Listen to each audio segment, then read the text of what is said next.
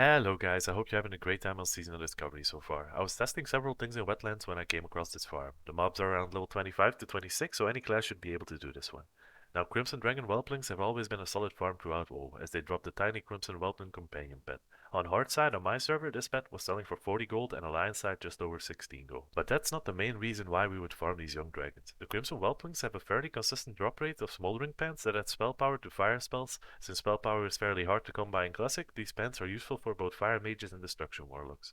I checked several servers on both sides and they tend to sell on the auction house for at least 10 gold. They have a 1.8% drop chance, and at peak performance I would killing about 3 dragons a minute while taking my time to skin them.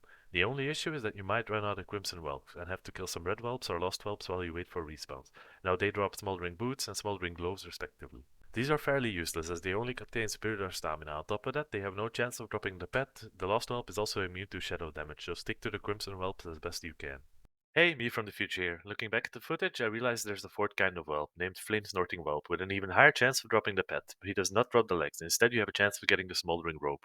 In an ideal world, at killing 3 a minute of half Crimson and half a mixture of Red and Lost Whelps, you end up killing about 90 Crimson Whelps and another 90 of the Red and Lost Whelp cocktail. Since it's an open world, this is hard to achieve, but even at 2 Crimson Whelps a minute, this should give you at least statistically 1 pair of Smoldering Pants an hour and a bunch of Greens and Venerables. Just off the Greens and Venerables, I was making about 6 gold an hour. If you have a gathering profession, skinning, mining, or herbalism, you will make a little more, but then if you don't, you can focus purely on killing and get more mobs farmed, so it shouldn't be too different in the end.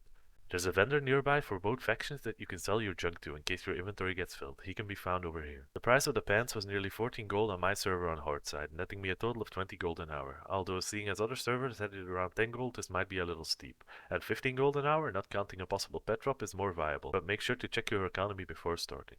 The downside of this farm is that it's a little bit RNG based. The Crimson Whelpling companion pet should most likely be considered a bonus as it is too inconsistent, but the pants with a fairly consistent drop rate will be a real moneymaker. As it is a limited market, the price might crash if several players jump on it, so be warned. In my upcoming video, I will lay out a more consistent moneymaker that won't lose too much value in this phase. That's it guys, I hope it helped and I'll see you all on the next one.